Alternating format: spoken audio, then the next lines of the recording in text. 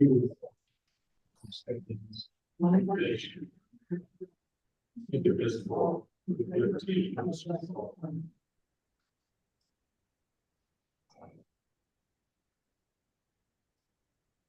so I see that it's just more like. We'll be short billed anyway. And Carol's not here, so.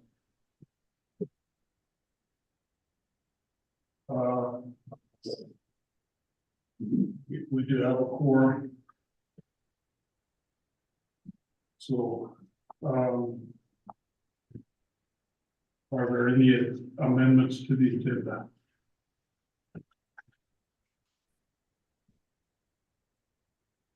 Not, we'll proceed. Approval of the minutes from the previous meeting. I'll make a motion that we approve the minutes. Okay.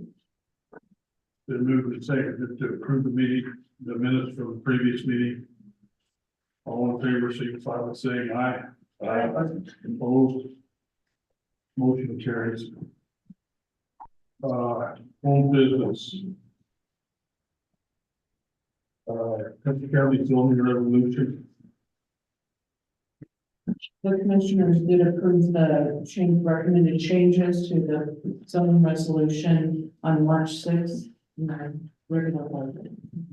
We all have new copies of the resolution. Did you know if it's been updated online yet? Do I? Yes, I believe it. Did you post the new resolution online yet? Did you send it? Let me verify that. If not, we gotta get that done. I looked today. It still says regular one and then colors, so it needs to be finalized maybe. If he's looking. Okay, update on Herbistongo short-term rental permit. The commissioners will be voting on Wednesday, April 3rd, in the regular board meeting. They will leave the vote for more information. Okay, is there any other old business? Now we'll proceed to new business. The first item is a hearing for the Bakewell big businesses, Broken Hand Properties LLC, short-term rental permit. This is in Centennial Ranch. Is the applicant present or his representative? Could you step forward to the podium and identify yourself, please? Hello, I'm Christina Bakewell. Anyway, your presentation about your rental. Sure. Thank you for having me. I'm here to represent Dark Sky House, which is the property name. And Jason Bakewell, my husband, is also on the Zoom right now. And essentially, we included in our application, but what I wanted to bring voice to was essentially, we have always had a dream of living in a small community in Colorado. And this is our first step in doing that, which we have built a dream home in our words, but we built an A-frame way out in Centennial Ranch right before the county line changes. And so we named the property Dark Sky House, which is an off-grid A-frame. We really see it as a getaway spot for ourselves, our family, our friends, and then what we want to extend out to the community is a short-term rental opportunity. And essentially, Jason and I both have such a passion for the mountains and giving incredible experiences to others of just being in nature. And so what we really love about having the short-term rental permit is it would allow us to offer, I mean, our view looks right at the Crestone Peak and Needle. It's an extraordinary view. And so we really want to give that gift of relaxing, connecting with nature, adventure, and dark sky stargazing to others. So that's essentially what you see in the application, and I'm here to discuss, and I'm open to questions, curiosities, and considerations that you have.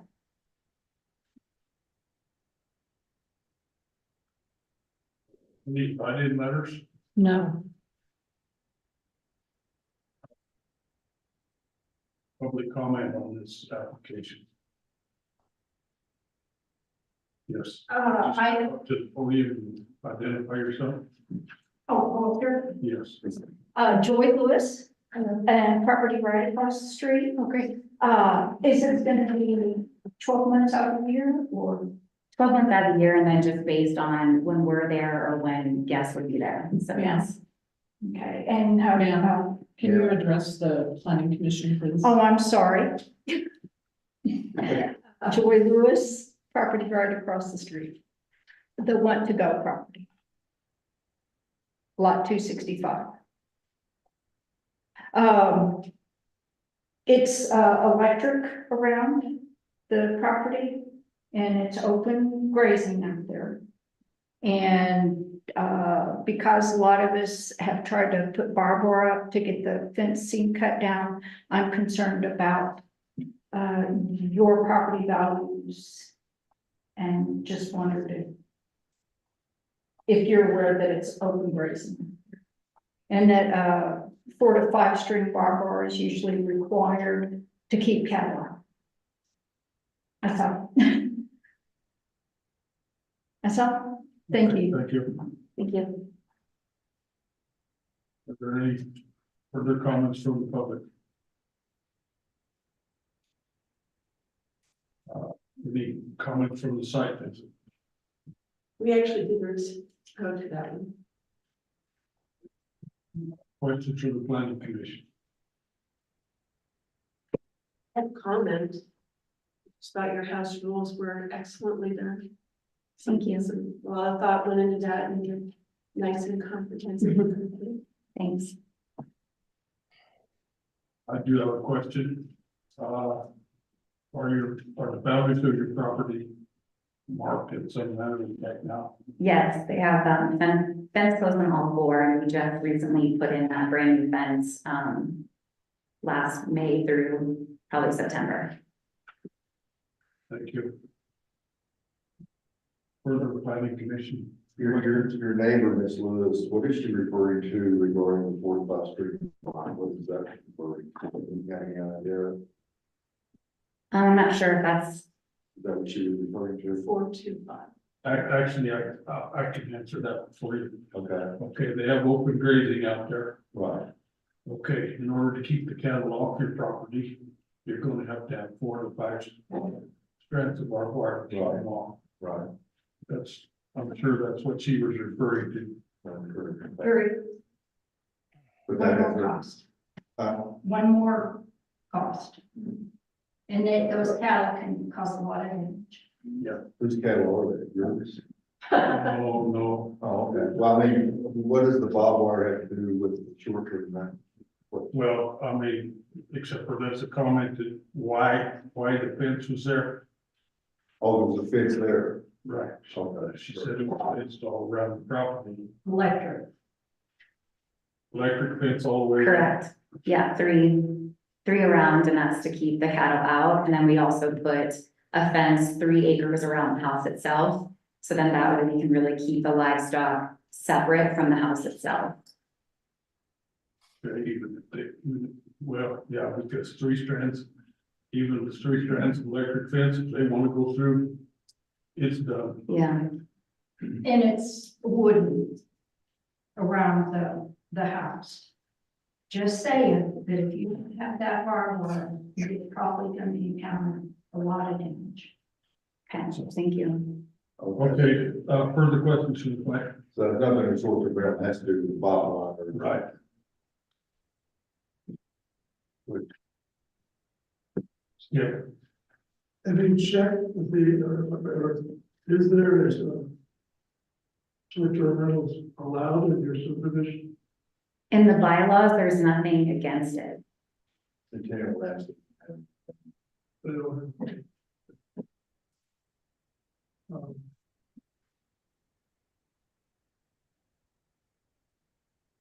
Are you specializing in dark sky? People that are involved with dark skies? We'd love to. I think just in general, just tourism that comes to the area, we think the property will really be an alluring location just because it is far out of town. And then just has such immaculate views of, you know, the Sangre's right there, but in particular, you know, the Crestone. So we hope that that is alluring for folks to come and want to stay there. Yeah, I was just wondering if, yeah. We wanted to obviously lean into the tourism of the area and really celebrate what you all have named as something so special and unique about this area. Any further questions from the planning commission? Yes, I'm not finished. Number 5, your rules, these were good rules, you did a good job on that. The, says no children, all guests must be 10 years of age. What age is the child? Yeah, our thought process there was really just around, we've made an investment in materials of the home. So we just thought at this point, starting out, that we would start with older children, and then we can always change that as we see fit, or as we see the needs of the guests that are coming into the area. We do know a lot of couples rent in this area, so that's really our thought process for it. 10 years belongs to a child, so. Yeah, no, I hear that. Thank you. Number 9, the illicit drugs. It's good to list the drugs, and they can have drugs for medical reasons, but what is that? Does that include medical marijuana? If they had a prescription for it or whatnot, we're really just following, we plan to use Airbnb, and so we're following their no tolerance that they have for illicit behavior, so we're following in line with that as well. Just on number 12, the common septic system, you have listed here about not having, you know, flushing, wash, paper towel, and everything. Is that posted above your toilet as well? We're going to, yes. Yes, thank you for that. Yes, I love that. Your evacuation route was really good. I think a good job on that. Any further, Justin? yeah, the only thing I don't see in here is, we get, for them to get a hold of you, contact information on your health rules. Yeah, we'll definitely include direct cell phone numbers, but how that works with Airbnb and the platform is you communicate through the platform. And then we have a local property manager that's a 15-mile drive away, Seth Fender. And so he would be our on-site support if there's any emergency that needs to get addressed, you know, on boots on the ground, if you will. So. Yeah. That brings up a question, Seth. Are you gonna be working with 3 Peaks Ranch and are they strictly weddings? Yeah, I don't want to speak on behalf of their business, but they have rentals as well. And so Seth will be our property on-site manager. And then, yeah, so we've built a relationship with that business as well. And, I noticed you have your LL. Broken Hand Properties LLC, Correct. and you say you're in the hospitality business, so I just wonder if this is part of a group or if you. Just my husband and I. Yeah. So we just put it in an LLC just for liability purposes, since we knew we would be supporting short-term rental, in between when we're there, utilizing the space. Thank you. Mhm. Any further questions?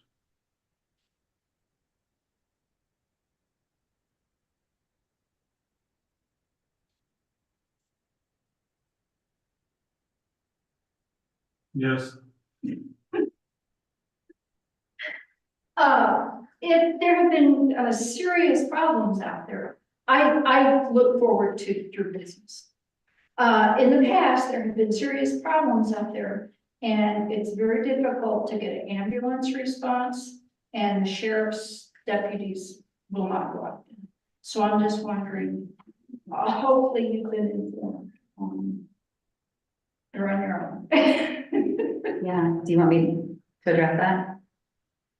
That'd be fine if you want. Yeah, I mean, I take that really seriously, and I feel like in our rules and regulations, we've named just the location of the property. So I would also think too that folks that are staying there also know that they're going to be away from what they might be used to in their own community. So I really appreciate the concern, and that's definitely something I think we can name too, and just make it really obvious for folks to know. Yeah, The roads a little rough out there. yes. At times, yes. Any further questions from the planning commission? I'll make a motion. Okay. If not, I'll close the hearing and open it for planning commission discussion, motion. Now you can go. Change your procedure. I'll make a motion that we recommend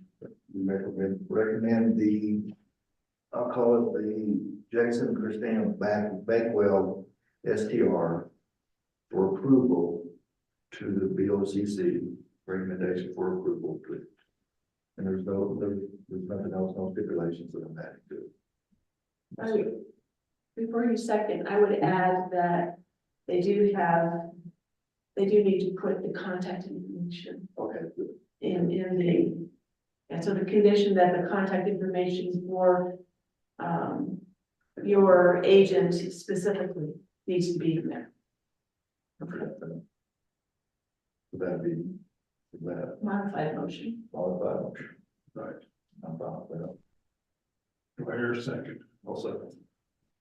It's been moved and seconded that we recommended the commissioners that they approve this STR permit. I'll ask you for an individual vote, and then we'll go back and give reasons. Justin, aye. Skip, aye. Mary, Aye. Gerald, A. I will vote aye. Daryl, reasons? No neighbors were against it. It's that far enough out where it's not impeding on anyone else's properties. There's no issue. We just not any issues with it. And like that they put in the LLC, so. I'm fine with it. I voted aye because I think the homeowners have a good background in what they want to do and a good idea of how to proceed with a short-term loan. Skip, I voted aye because, maybe the same, Justin just said, but also he put together a very nice proposal here. And I think you know what you're doing. And, wish you good luck. Mary, Nice large property, good location. There's nobody against it specifically, and I'm very impressed with your application. It's a good job. I voted aye. I really see no problem with the location or any of the rules that they posted or how they plan to operate the SDR. So motion carries, will recommend to the commissioners. Thank you. Thank you very much.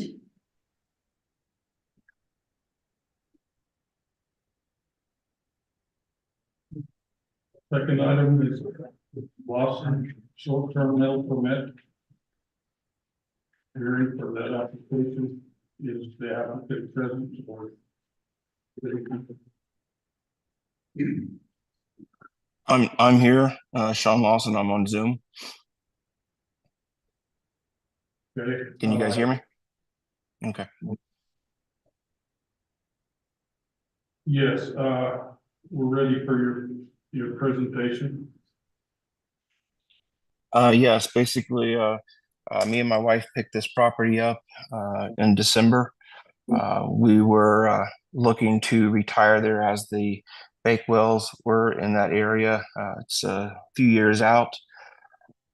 Unfortunately, there are some extenuating circumstances that have arisen, and I'm having to look at other opportunities to offset some of the costs. without selling that property. And this was one that some of my neighbors in that area had recommended to me, as well as some realtor friends. So this was the avenue that I'm wanting to go before I have to liquidate that piece of land.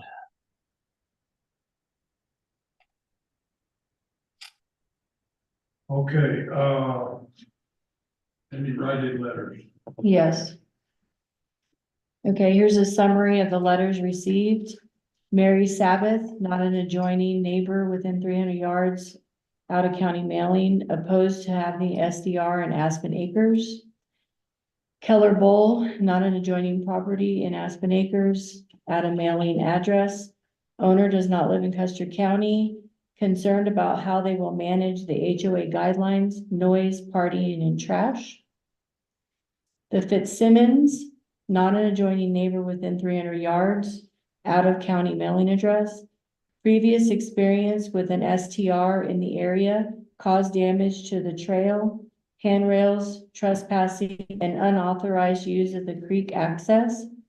Aspen Acres is used infrequently, leaving little protection. Aspen Acres has always been used for owners' private and quiet use. They own rental property and can attest that not all renters have respect for others or their property. Ramona Trotter, not an adjoining neighbor, property across Highway 165, out of county mailing address. Father-in-law founded Aspen Acres. The family has owned property and been part of the area for over 55 years. Allowing an STR would alter the residential owner occupied landscape. Frequent turnover of renters that have no stake on the well-being of the area. Threat of wildfires. Since many cabins are not lived in year-round, they are vulnerable to trespassers and vandalism. Carol Grantham, no objections to this STR as long as the renters follow the house rules. Wise, not an adjoining neighbor within 300 yards, out of county mailing address. Constant stream of strangers. This is a remote area with little sheriff support is limited. A turnkey rental property will destroy the community environment that is established. Current landowners all look out for each other. Renters would not value the area. Renters will increase the opportunity for property damage or loss. Increased risk of wildfires. Will the Custer County Sheriff's Department provide additional patrol for Aspen Acres? May I ask a quick question? Were any of the letters against the STR from adjacent lands? Yes, the Carol Grantham, she was an adjoining neighbor. But she's for it. Yeah, So none of them that are against the STR are adjacent properties. right. Okay.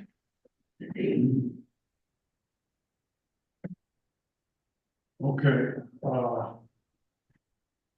public comment. Yes. Hello, Lori Godano Cazzetto. I'm part of the Godano LLC and adjacent property owner. Thank you. I'm sitting there going, we didn't send a letter because they No, sent me. that's I'm here in person. We object strongly to this because of past issues that we've had with other short-term rentals that were right across the street from this. My family, my father built that cabin and was one of the original owners of the property, and where there was nothing like Airbnbs around back then. I agree with all of the other objections that were written in. We're seasonal, most of us. I'm there a lot during the summer months, during the warmer months, but as they said, we all look out for one another, and the traffic of people coming in and out on the short-term rental is a huge concern for us. We've had our cabin broken into before, and again, with the wildfire last year, we're just very concerned that people that don't really have a vested interest in this area wouldn't take care of it as we do. Fitzsimmons are right across the road from us. They're not, and their trail was destroyed by the other one. So we all take care of that. So we do have have an issue. Also, we share the property line with this property. We had the lot that was between our cabin and what's now the Lawson's cabin when Ewing's owned it, belonged to my aunt. We had the property combined and split down the middle with what was Ewing's, now is Lawson's and ours.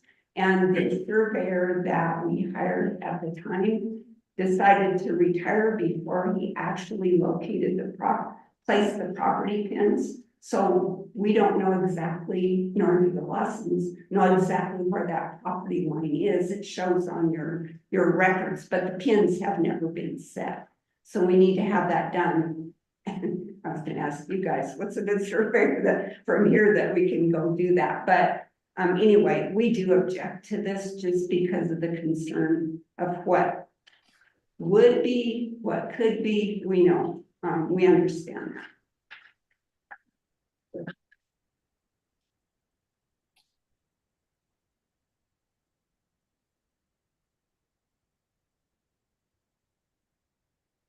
What is the actual size of this property?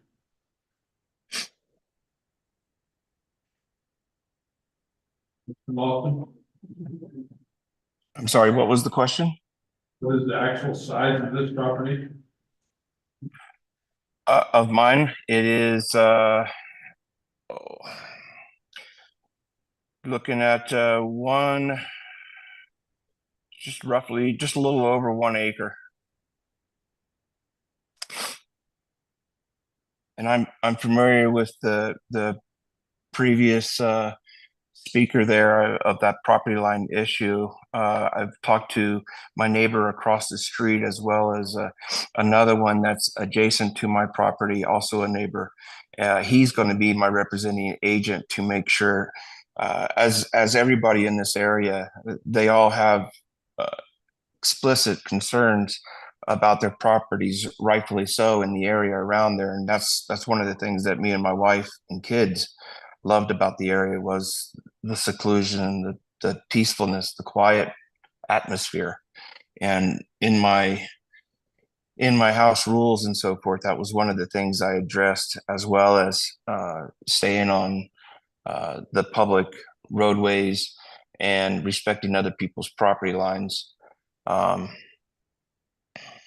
The fire concern as well was one of mine personally.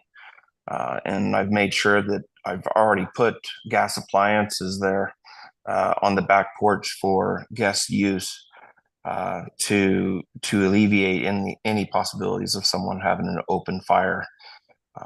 So that's something that was my utmost concern.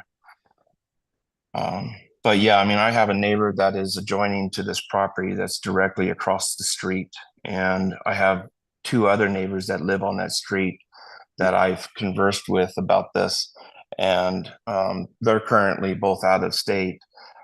So that's one of the reasons why I found somebody that was there all the time. They live there, and I've helped maintain access to that roadway during the summer months or the winter months here recently, because they've got I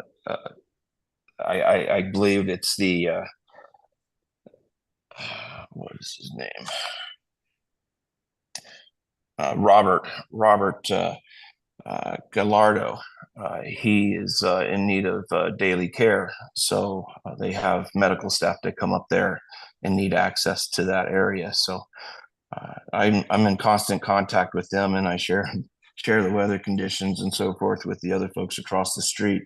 I mean, I share some of the same concerns these folks do, because this is an investment that I've made to retire at. And I, like all of the other Aspen Acres residents, I want to keep this in the family and for generations, because it's just a beautiful piece of property. And I just don't want to lose it.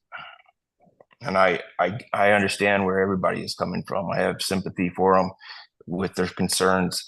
The past experiences, I didn't know that there was even an STR in Aspen Acres before. I'm relatively new to this. I didn't know what it was or anything, and I had done extensive background checks or background research on the management company that I was going to hire, and they're called Vacasa. And unlike Airbnb, Airbnb will rent out your house to anybody that wants a room for any duration of nights. Vacasa will limit that and manage it, and it's kind of the elite of Airbnb. I'm going to be paying hefty prices to have them manage it, but I want the assurance that nothing, as the neighbors and all the letters that I wrote in, I'm trying to ensure that my investment stays safe as well as everybody else around me.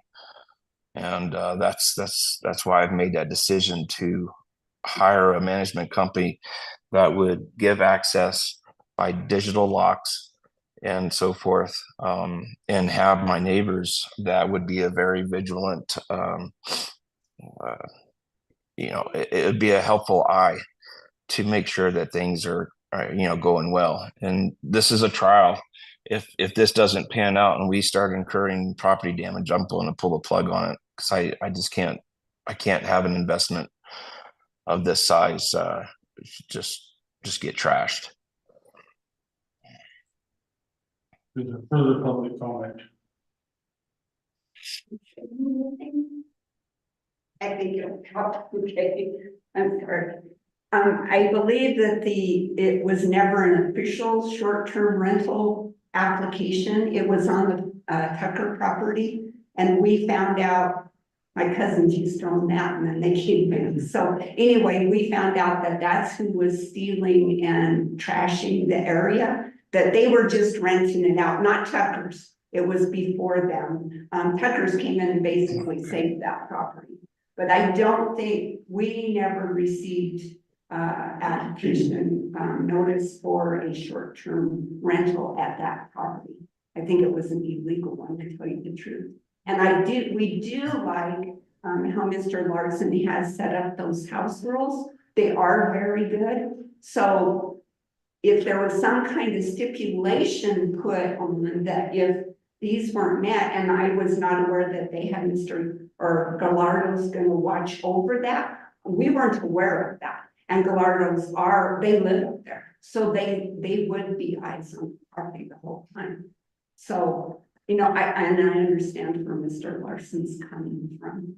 So, we're like on the fence. If there's specific stipulations on an approval, then maybe we'd be okay that it could be yanked if it's not meeting those house rules, or if you get any complaints about it. But I'm sorry. I'm in agreement with that. I know how this works. So, and Bustos, that also shared that lower property line, that's my niece. So it's all in the family on that side of his property line. And she didn't write in because she knew I was coming as well. Any further public comment? Okay, is there any comment from, do we have, did you cite it there? Do a site visit. I can speak to that. Lots of snow.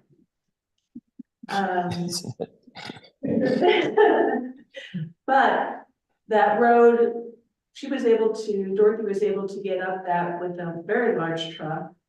And across the street, the agent let us turn around in their property. That worked out very well.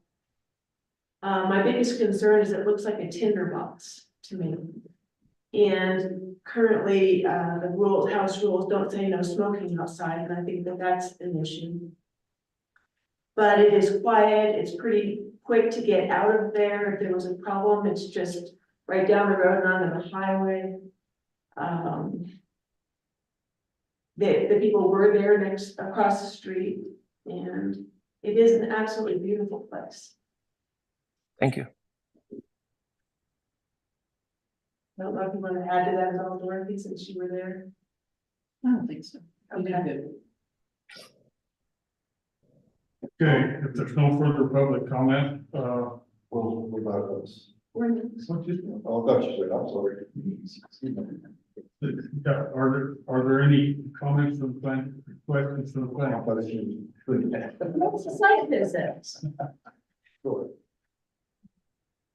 Questions or comments from the plan? I have a question about the septic. It's less than an acre. How does that work, Dorothy? I'd have to pull the files.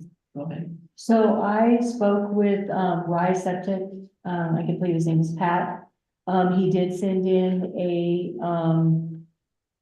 report. The septic was cleared. They do have a leach field. He said everything looked good on that. I think a lot of times up there, without the pins especially, the septic sometimes back in the day got put onto another lot, or maybe even just right on the property line, so, It's- It's a 2-bedroom septic. May I reply to the location of this, of that septic? I too was concerned about that, and that was one of the reasons that I had that as a stipulation in the contract back before we realized that we would be going this path. That particular septic, the Ben Fatties that I bought that property from, they had, there was apparently a sewage line issue, and they had replaced the sewage line from the septic all the way back up to the cabin. And it's probably dead center of the acreage. If I was to look at the aerial map of it, it's about 100 feet down from the back patio of that house, right in the middle of a slope, and then the leach field goes out on the bottom side of that and keeps going down the hill.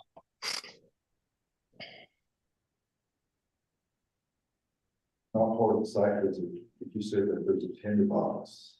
There, yes, it's very forested and it's not mitigated. So if something were to happen, then all these properties would just go. Yeah, they would go poof. Luckily, like I said, and you can see, you can just go right down, down the hill and you're right at the highway. So evacuation would not be too bad, but, Just go for I would definitely, well, we can get to that, but smoking outside, especially people that don't live there would smoke outside is not. Mr. Lawson, this is Darrell, Planning Commission. Have you considered long-term rental? I didn't want to do that because there's just a lot of I don't know. I didn't want to go that path because we're trying to keep it to where we can use it for ourselves. That was the long-term goal. And situation may change in 6 months. I don't know, but that's why I'm applying. And this was like a last resort type deal. The long-term rental thing was I get somebody in there, they trash it, they don't take care of it. This is a short term where I can go in there in intervals, and the management company that I got they will pretty much how do I say, they'll ban someone from using their site if they leave a place in deplorable condition or cause property damage. They're not allowed to use them anymore.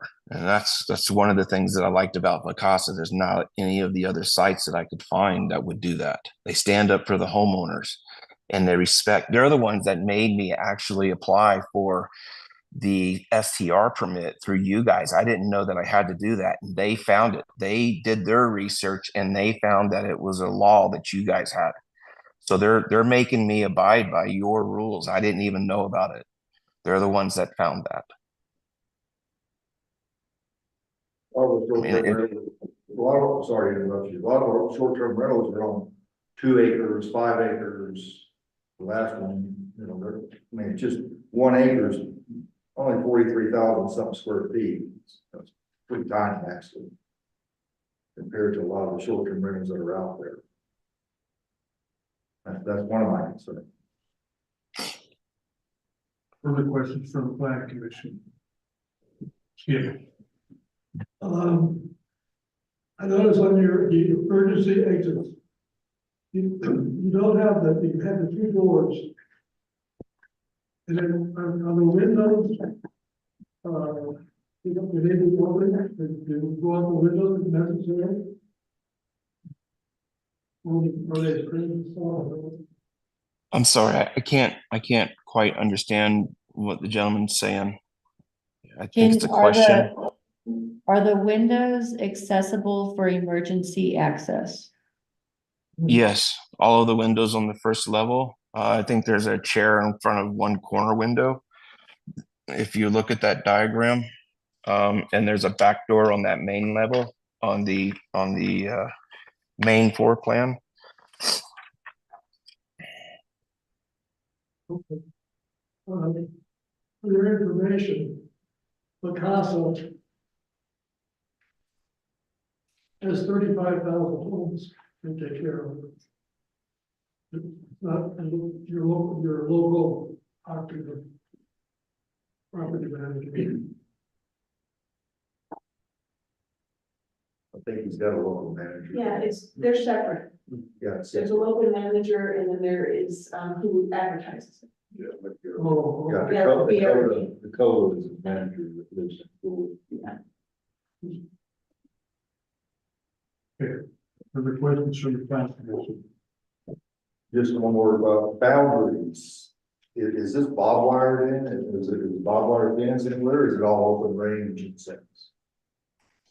It's open range on the two sides and along the front. Down at the roadway, there is some broken strands. I think there's like one or two strands that are left of barbed wire, it appears. The gentleman that pumped the septic had to maneuver that when he had to park down the hill to come up to that septic to pump it. How do you plan on keeping these potential renters out of the other areas? Visual reference. I'll go out there and coordinate with probably you guys, or I'll have the property surveyed, and that'll resolve that pin issue. But I've talked with Beverly across the street and she was telling me an approximate location. So I'd probably just go 10, 15 feet on the other side of it towards my house and mark that property line by means of, I really don't want to do a fence of sorts, just simply because I want the open range. I want the wildlife to just continue their course of life without me interrupting that.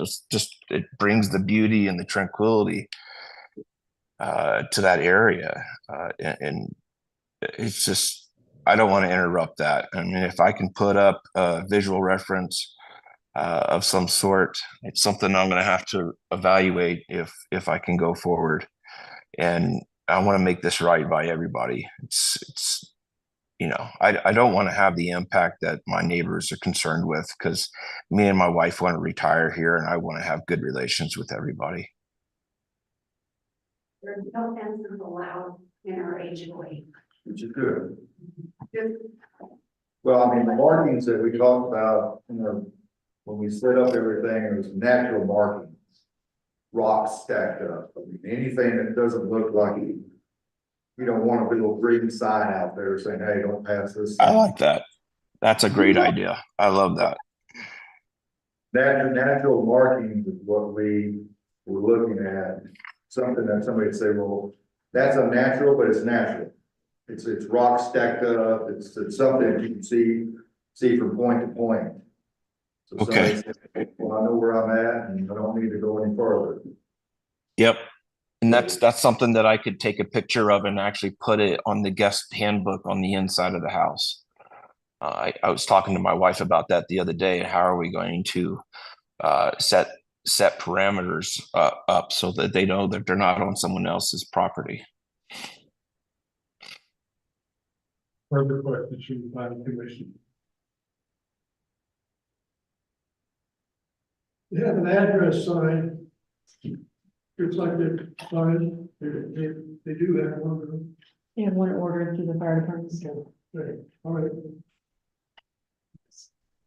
Okay, there's no further questions from the planning commission. Close that hearing and discussion from the planning commission.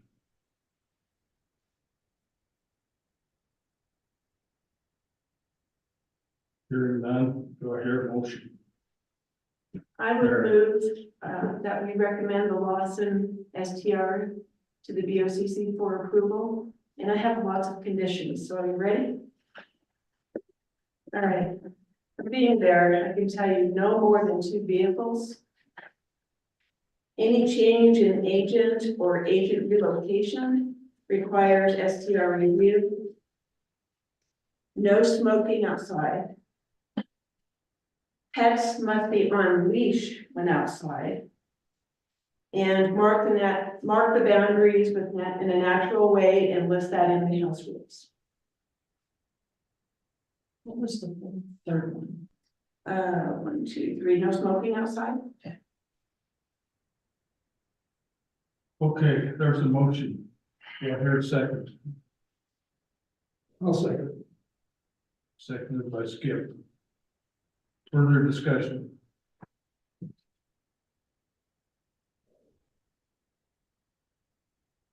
If not, we'll proceed to vote. I will vote aye. Daryl. Nay. Justin. Aye. Skip. Aye. Mary. Aye. So we have 1, 2, 3, 4 in favor, 1 against. Motion carries. Reasons. Daryl. Maybe go first. Yes.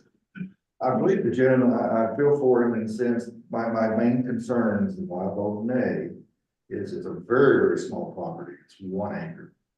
It's a tinder box. All you need is one person coming out there that's not paying attention, they flip their, say they're smoking, because you can't watch that, flip their cigarette, boom, that whole property. And their neighbor's property goes up in flames. And there was just too many, there was six neighbors really against this. And you have to feel for those neighbors because, but some of them are not adjoining. There was only 2 that were adjoining. I'm mixed in this, but I had to go with say that.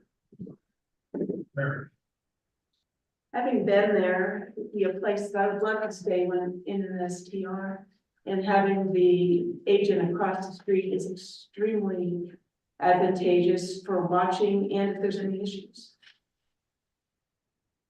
Yeah. I think that, the lady here,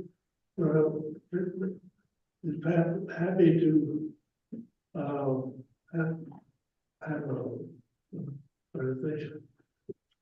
Be very careful for the fire rules. I hope the owners notice of that. And, so we go. Justin. I voted aye because with the stipulations that Mary put on there, I think the homeowner will. I think he'll be okay in doing a trial period, just to see what happens. He doesn't seem to want to rent it out too badly, but he needs to. And I think he's gonna watch it really closely, and if there's any problems at all, I'm pretty sure he'll put it against the alley. I voted aye. I do have concerns about the size of the property. It is really small. But I think that he will be responsive to neighbor concerns. And I think with his agent living actually right next door, that he can watch particularly the fire hazard very closely. Because it's going to hit him really bad if something happens. Yeah. Okay. So our recommendation to the Board of County Commissioners is to approve this SPR.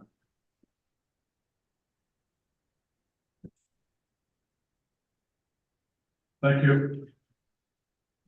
Thank you, everybody. I appreciate your time. Okay.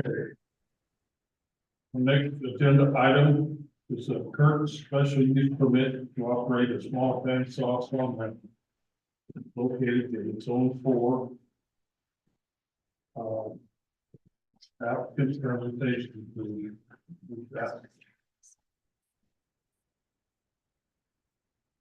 I'm not gonna make a big presentation. Tommy has heard, moved into this area 2 years ago.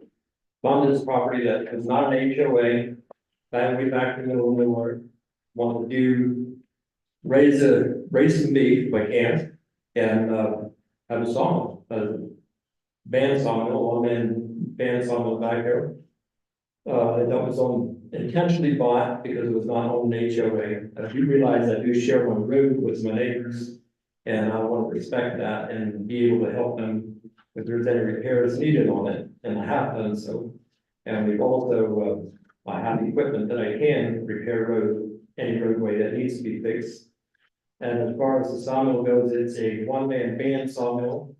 I propose to do a service here for the people in the valley that needs rough cut saw lumber. For custom, I'm not looking for commercial. I want to keep it a one-man band mill. I don't just do that, I do also do fire mitigation with the NRCS. And with doing fire mitigation, you gotta have a place to go with your logs to offset it. The U.S. Forest Service, federal government, subsidizes landowners to do fire mitigation. But the contractors, being on one of them, there's not many, there's a few more in the county. And to offset the costs, we need a market for logs so that we have a place to go with them, so we can offset the cost, so we can do these contracts for the landowners. And fire mitigation, I realize is a pretty big thing in this area.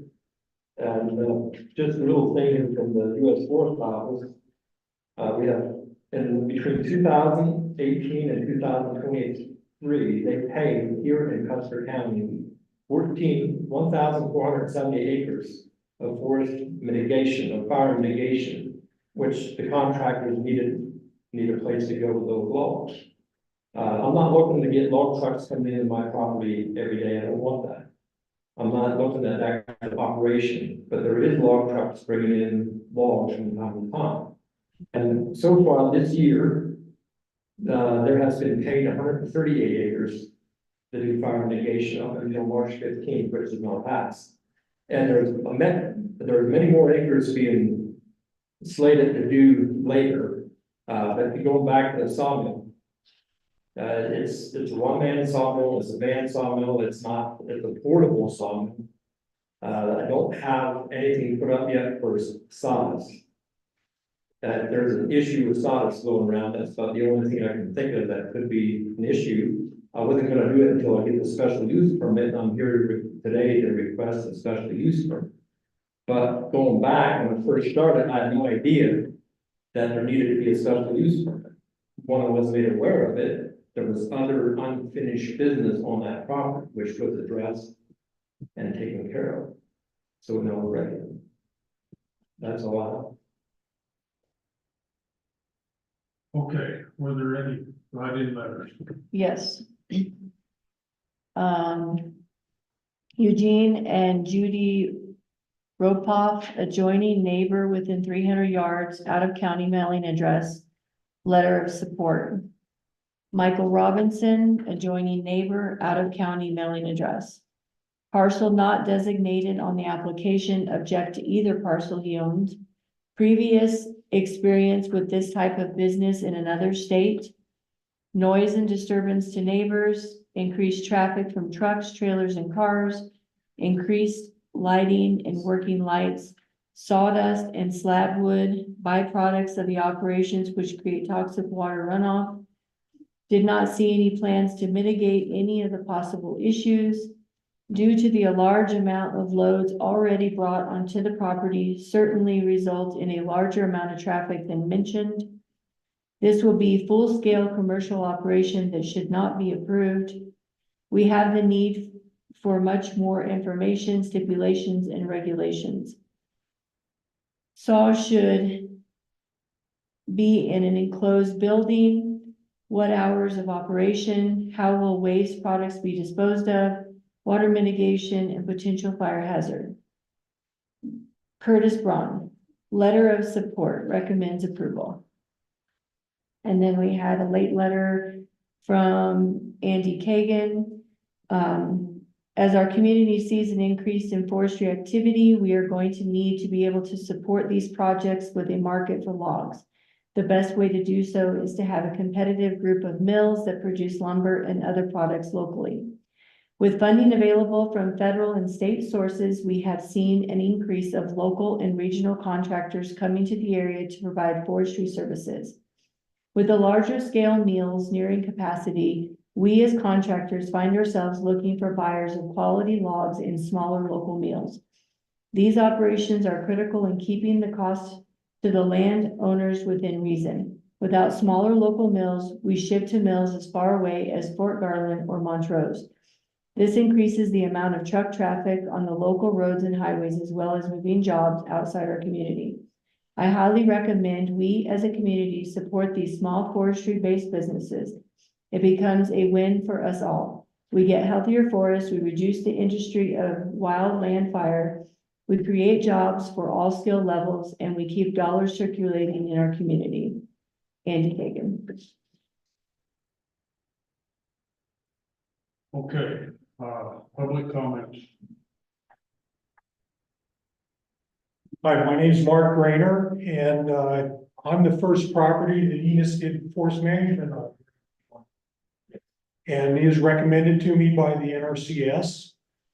He's conscientious, hardworking, does a great job. But I've got a little over 100 acres and a lot of ponderosa pine and Doug fir coming off of it to make it a healthier forest. I don't know if people are familiar with the forest management program. Everybody up on that? Okay. Basically, what's happened is because there haven't been any forest fires out here other than the Duncan Jenkins fire for 50 to 100 years. Any forest fires that would normally happen all over the place every 10 to 15 years from lightning strikes and stuff like that. We've got a bunch of old wood, a bunch of dead wood from the beetle kill, stuff like that. And if you just let it sit there, it's a tinder box like we talked about on the last place. So we got to get rid of it. You've got to cut it down. And what they do when they cut down, the forester from the Forest Management Agency, NRCS, comes in. He marks the trees that need to be removed so that the forest will have a look of the way it would be if you had forest fires like normally happen in nature.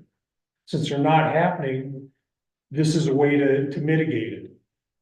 It's been a very successful program. They give you a grant to do it. And most people end up paying a little bit out of pocket on top of the grant to get it done for their property. My property's looking beautiful with the work Enos has done.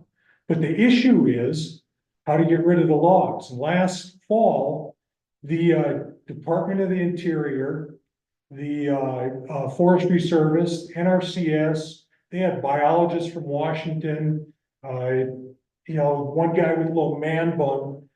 I told him we were gonna serve them speckled owl for lunch and that got a rise out of them, but they managed the bird migration. That's why it shuts down from March 15th to July 15th that you can't cut lumber. So there's 4 months you can't do anything for the migratory birds and stuff like that. So it's a very well managed, great program. The issue is, what do you do with the logs when you cut them down? And yeah, there's gonna be logging trucks out on the roads. There's gonna be logging trucks anyway, if they cut them down, if guys like Enos can't mill the lumber. They'll be hauling to Fort Garland. There's a place that'll take ponderosa pine, I think in Pueblo, and they make landscape timbers out of it and stuff like that, but they're gonna be on 96, 69, all these other roads. Anyway, one road we're talking about is about a 2-mile stretch from 96 to where his mill is. As far as his mill, and with the one letter that said it's a very large mill, it's not. It's a portable mill. It's not that big. I've seen way larger mills in other places. They mentioned the noise issues. I don't know what the decibel ratings are for noise. But there's not a house in half a mile all around this place. So the noise would be no more than a motorcycle. I think we could limit the cutting hours, that it's like a lot of the HOAs out here, you can do stuff between 7 in the morning and 9 at night or something like that. So that eliminates any overnight noise. So that would be a way to mitigate that. As far as water issues, yeah, there's huge paper mills and stuff up in the Northwest, up on the New York border with Canada.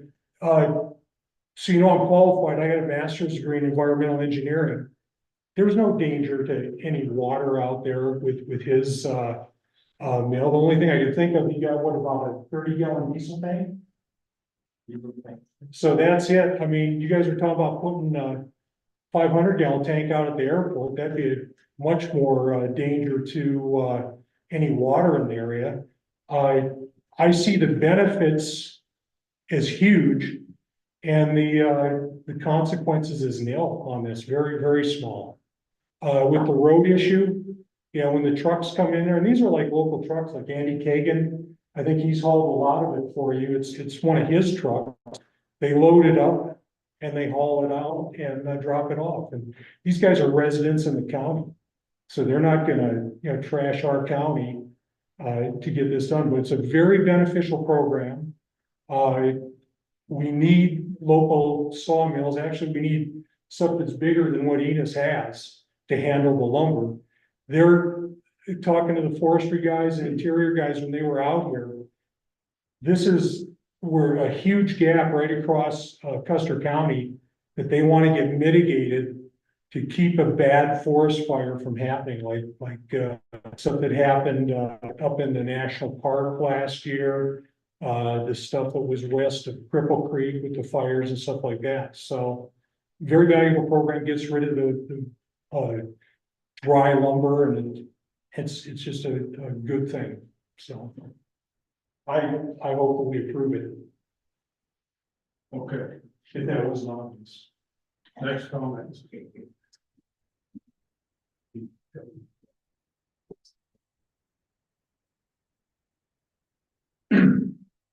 Hello, my name is Donnie Brown, and I'm probably Enos's closest neighbor. I have to drive through his property to get to mine, which was right down the hill from him.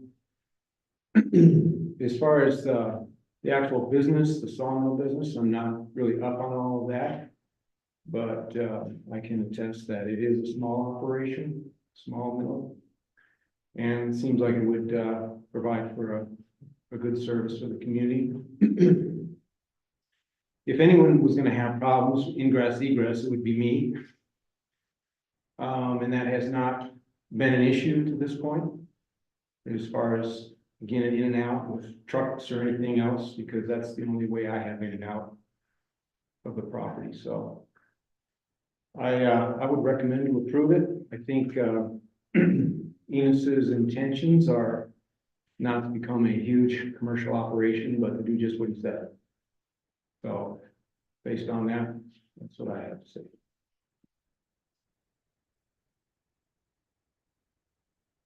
Yes.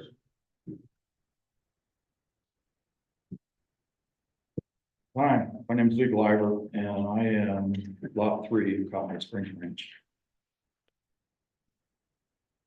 My wife and I bought that property 25 years ago, and we bought it as what we thought would be a residential area. Before we started building, we got with the architectural committee, just wanted to see what they wanted to do with neighbors.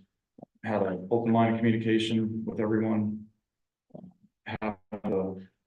They approved everything. We did what we have done. We put up a building, septic, well, and we got this information from the county a couple weeks ago about this use permit, And it was just odd to us because this has been going on a while. The permit was addressed, dated 1/3/23.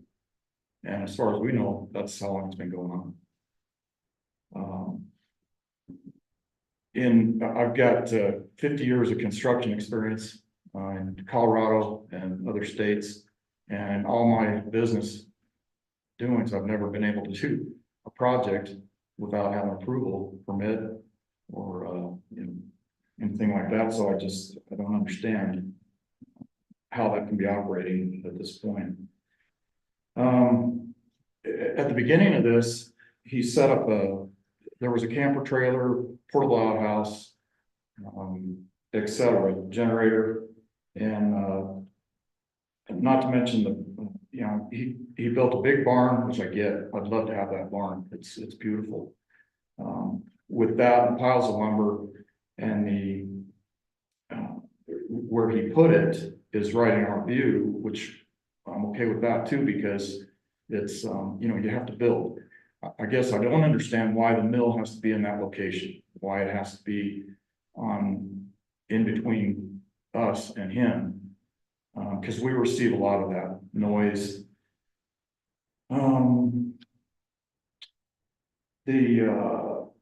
We didn't say anything. We didn't approach him. Obviously, he didn't approach us. There wasn't a dialogue. We just thought, well, let's see what happens. Let's just wait and see. And we've waited and we've seen, and what we've seen we don't like. This to us is it's got an industrial park feel to it, because there is a lot of traffic getting out. And not to mention the noise of the mill. They say, you guys are saying it's a small mill. Small to me is relative. What does that mean?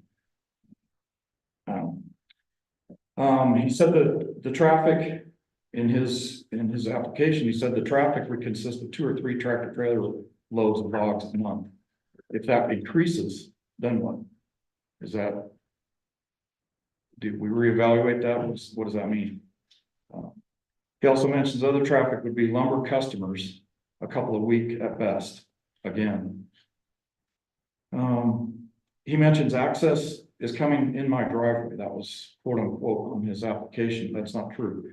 The access is from Highway 96. And the gentleman did refer to that. It's 2 miles. From our border, our southern border is adjacent to his operation and his property. And basically from our house to his mill operation is 6 yards. And just we oppose this. We don't want this to happen. So we plead with you to not approve it. Thank you.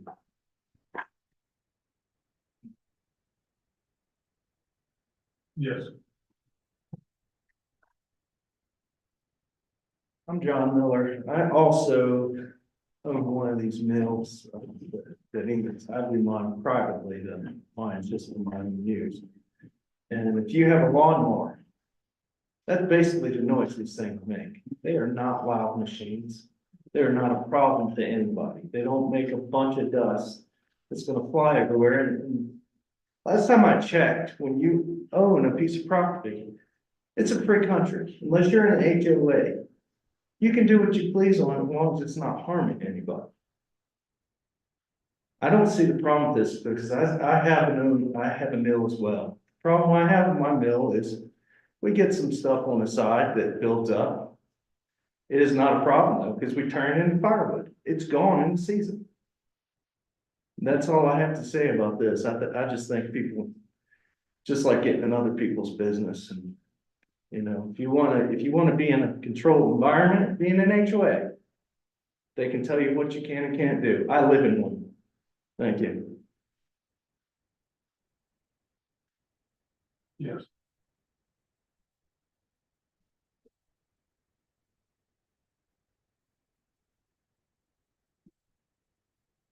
I'm David Driver. I live across the street from Enos.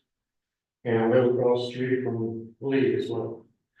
I've been out there for 7 years. One thing that hasn't really been made clear yet is that road, no offense anybody, but it is a private road. So it's not county maintained. So all the owners that are out there, we have to chip in our own money to take care of that road. Whether it be 1 year, 2 years, 3 years, whatever it takes. And our last bill was $30,000, is that correct? That's good, something like that. We all chipped in, we're all part of that. We find there now there's no HOA, which is what we all like. But there are exceptions to the rule. I personally made speed limit signs to be on that road. Because I don't want traffic running 35, 40 mile an hour down a private road that we have to take care of. So I see a lot of that where I observe, where I sit in my house, I observe traffic all day long. I see some things, and I don't see some things. But I approve and disapprove of what's going on here. These are both my friends, these are both my neighbors. I respect both of them for where they stand on each of their cases. I just feel that I spoke with both of them prior today to kind of get an idea of where everybody stands.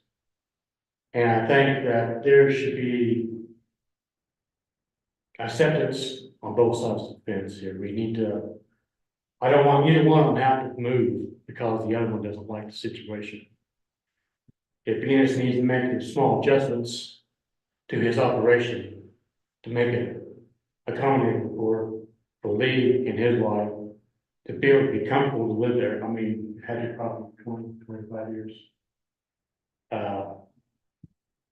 Then there needs to be a little bit more mutual respect about what needs to be done. Lee and his wife are friends. We don't do a whole lot together. Lee, Enos and his family are friends. We all have horses. We've helped each other out. We bought firewood, logs, and stuff from him. The only thing I don't agree with is the amount of traffic we have. But on the flip side of that coin, I want to make sure that Enos has already made statements that he'll help take care and maintain that road. I mean, some of us, there is no HOA in that area, we like it, but right where Enos's driveway starts to the north is a ranch called Cottonwood Springs Ranch.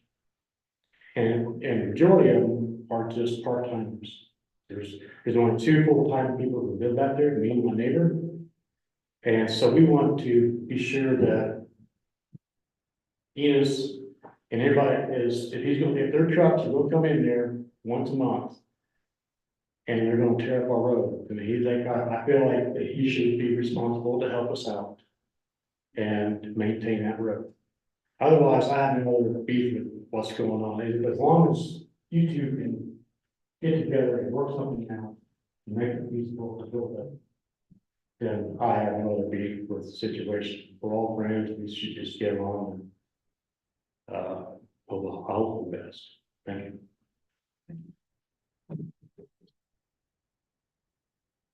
More public comment? Yes.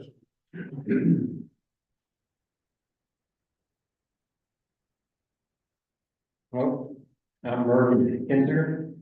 I do some fire mediation work on, and as was mentioned before, I think a sawmill is an essential part of fire mitigation. Because if we don't have a market for logs or somewhere to go with logs, and that creates a problem because the state doesn't pay enough to overcome that. In my experience, is a small mill like that would not be a big disturbance to the community. Right, I guess I would think it would be more of an asset than a disturbance, would be my opinion. Thank you.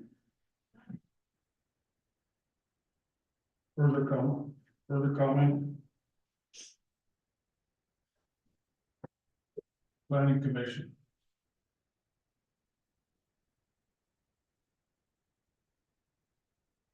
Thank you. We're gonna talk about site. Site tour.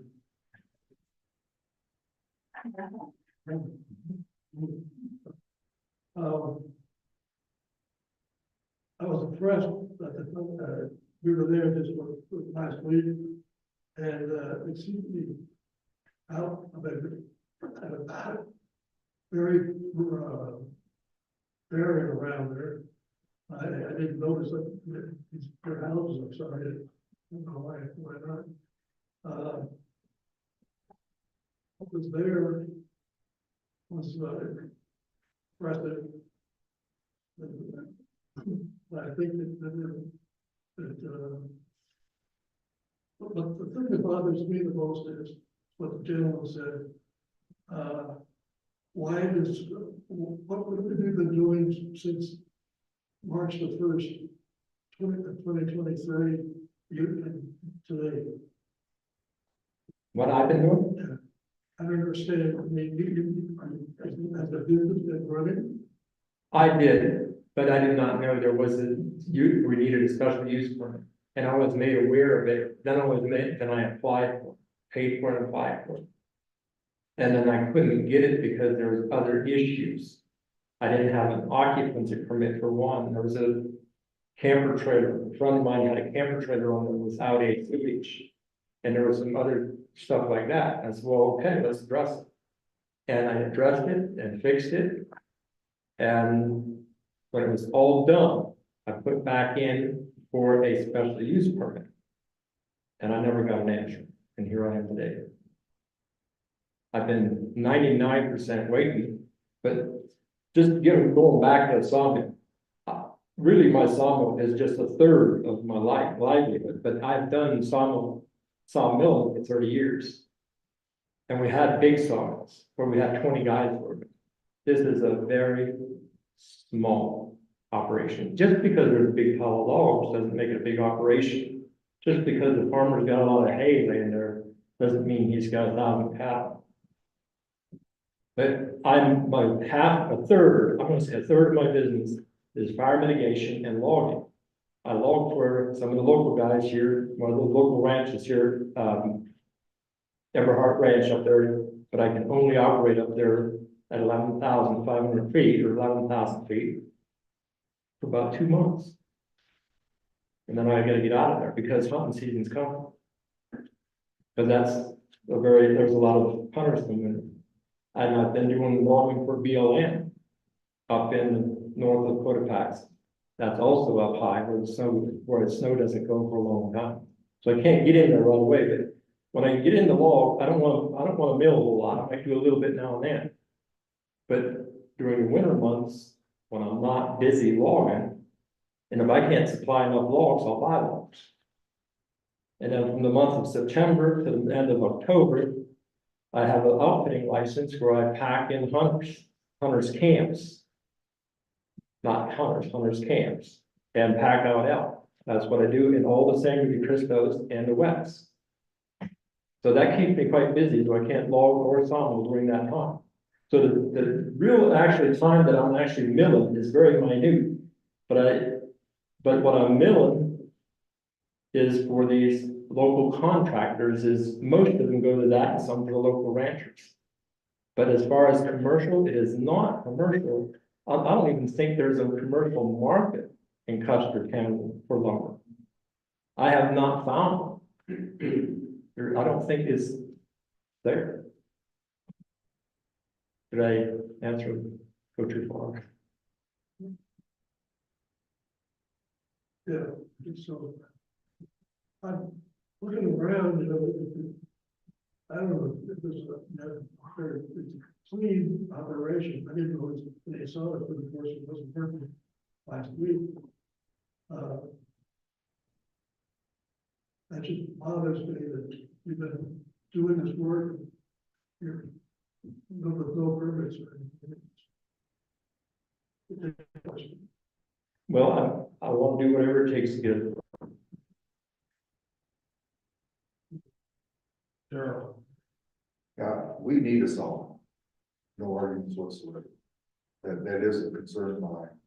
Cause you did come in and do a permit last year, February is what I showed in 2023. Is when you kind of initially started the permit.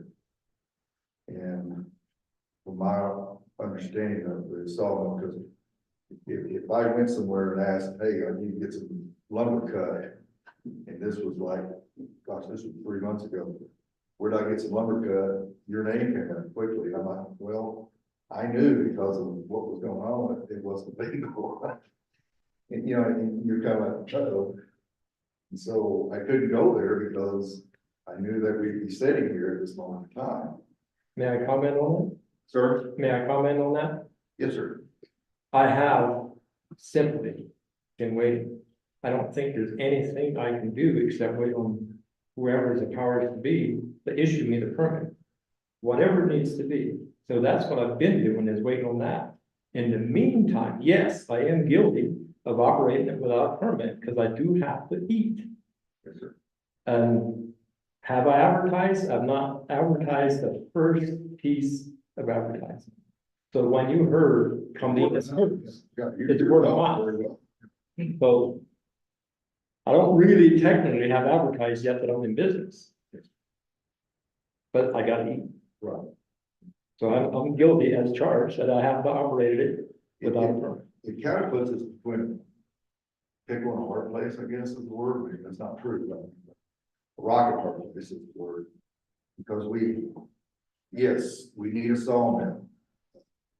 If the application last year would have been continued, you'd be operating out like it. It would have been approved, you would have went on your way, whatever happened back last year in 2023, I don't know, February. The issue it comes down to is if somebody comes up new, say they come from Pennsylvania or they come in from Texas or whatever, and they want to say do a sawmill, then if they go through the process, and we had a sawmill out here, and we went through the process of 2 months he's operating. You know who I'm talking about, Jesse. He went through the process and bam, it was done.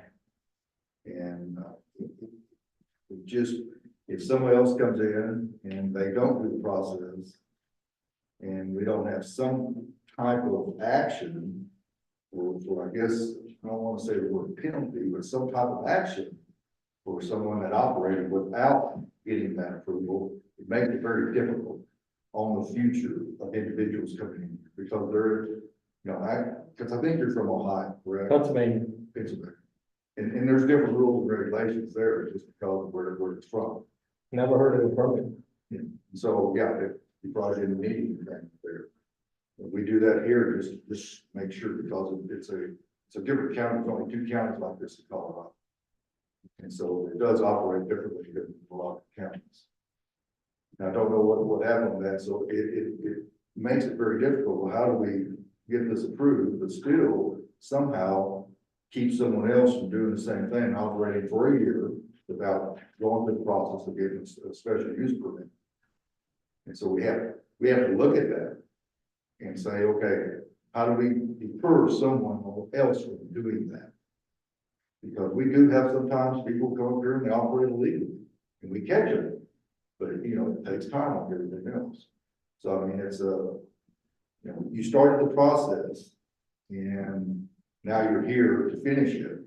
It's just that lull time, and you've already stated that. So, and I hope you just got out of the hospital, so I hope you're okay. I'm fairly well. So thank you for being here today. It's probably difficult. I do want to comment again on that. When I found out about the special use permit, I came and applied.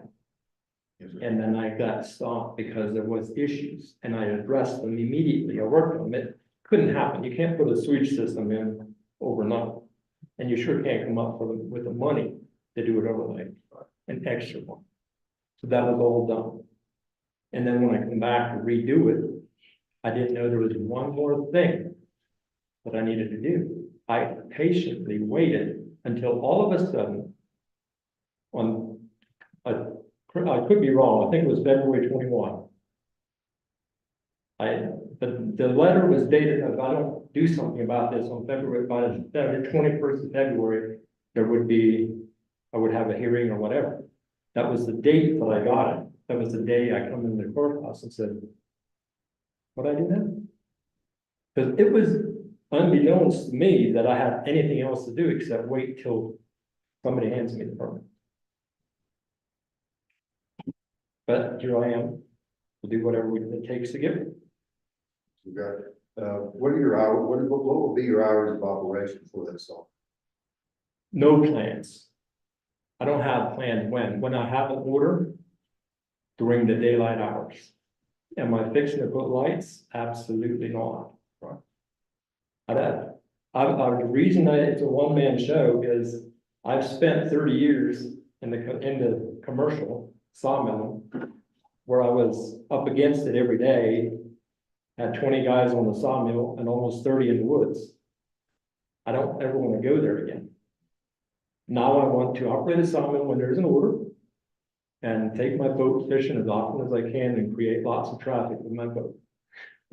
So daylight savings time during the summertime will be like till what, 8 o'clock? The summertime will probably, the orders will probably go down because logging is available.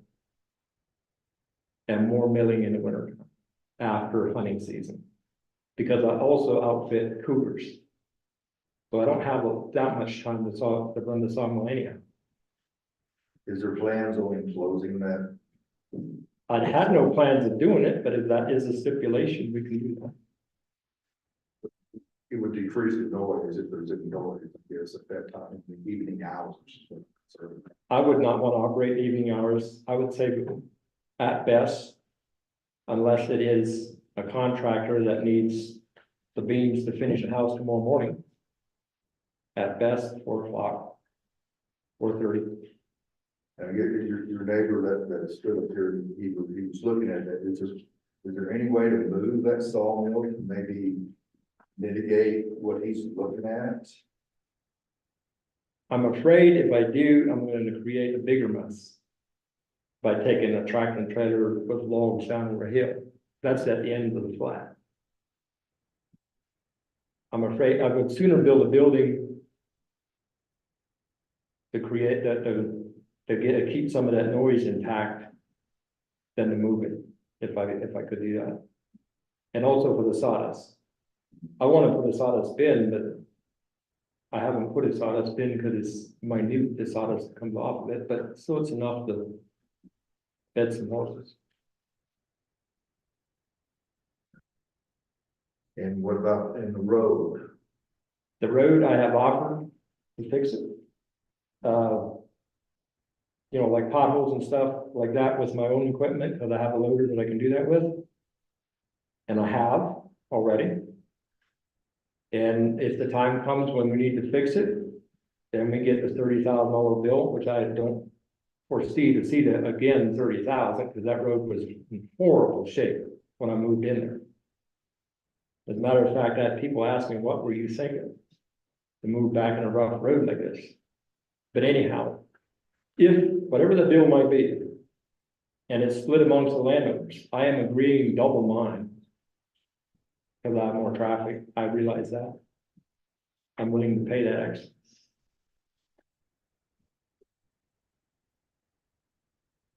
Further questions from the planning commission?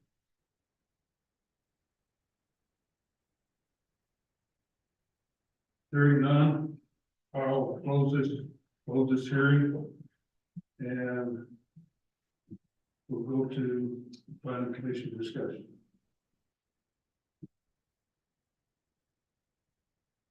I have a question for you. I know it's come up in the past on STRs with road maintenance and contributing to paying for that. But I don't remember ever putting that as conditions. It's always been something separate.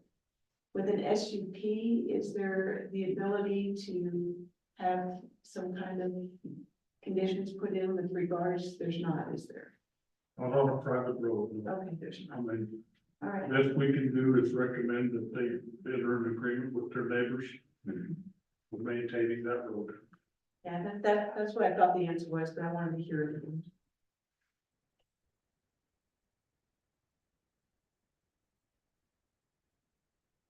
What was the time frame? Will it be as far as the SUP thing? Was there something we were just waiting on, or was it taking a long time for that?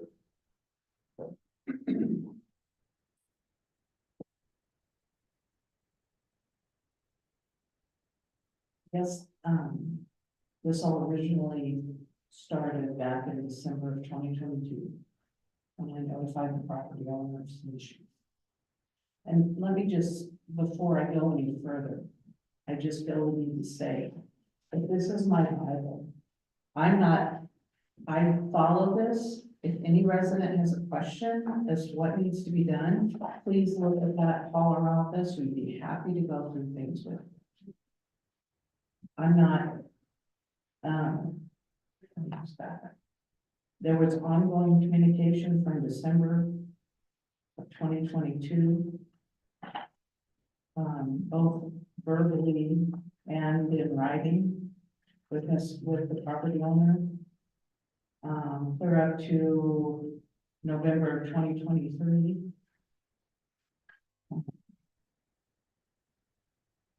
I believe that it is my understanding what we were waiting on was for him to cease operation before we passed it on to you. I believe we all had a conversation in regards to that at one time or another. But as I was asked what was going on with that, that was what we were looking for. I worked with the landowner, with many of the issues that had been brought to my attention. We worked through them very well.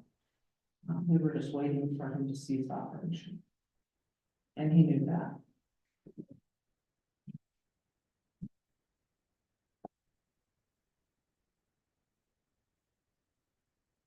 Can I ask a question? Sure. How long had you ceased operation at that location? I seized last fall, Last fall? and then this winter I did a little more cutting when I really needed to cut something. I think so I could pay the bills. But as a matter of fact, it was before that because I was logging on Everhart Ranch. Don't have the dates, probably 1st of July through the end of August. And the end of August, I made everybody aware I'm not going to turn that mill again for a long time. I have other obligations. But later in the winter, I'm guilty, I did cut again. I had to pay some bills. And I was still waiting and waiting and waiting.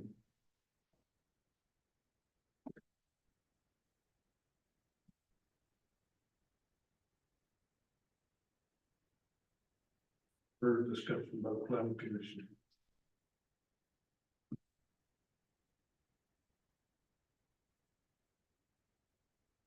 Can I ask something just as a resident? Yes. I know that when people build a house out here, because I used to be on the Eagle Springs Ranch Governance Committee and stuff. And I used to tell them, because early on when I got out there, people didn't get a permit for a build, and anything over 100 square feet, you have to have a permit for. So the punitive action that you guys were talking about to make sure this doesn't happen again is I think you pay triple the permit fee. So is that still in the book, right? Yes. So that would be something that you charge something on the permit fee as a punitive action rather than completely disallowing it or something like that. Just as I don't know if it is for a special use permit, I've never seen that. But I know for the building permit, there's a special charge you get because you started building before you had the permit. So I just want to bring that up. Get your name again. Mark Grainer, G-R-A-N-E-R. Is there any kind of literature out there that states all this? Is it online or? Yeah, it's online. It is online. Okay, I looked and I went through the special use permit, and I did not, there's no triple fee for starting. I mean, we're starting without permit. For building permits, yes, there is. But for special use permit, there is no such penalty.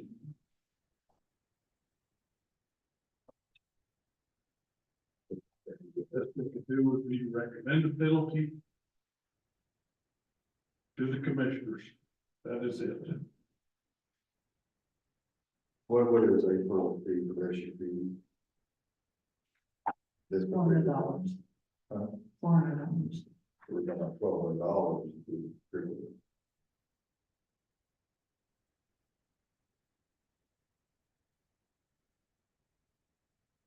For an action from the.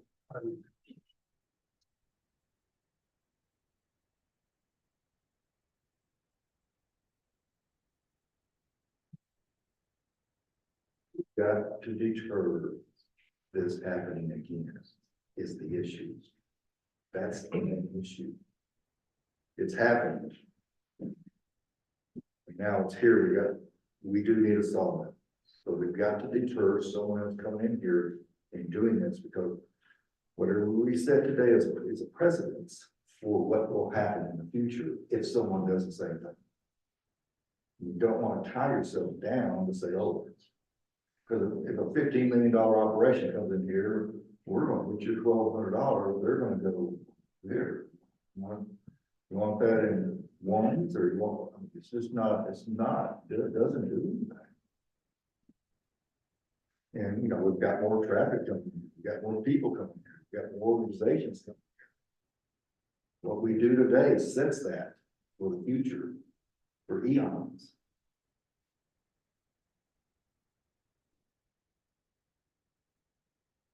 Like I said, the best we can do is recommend something to the commissioners.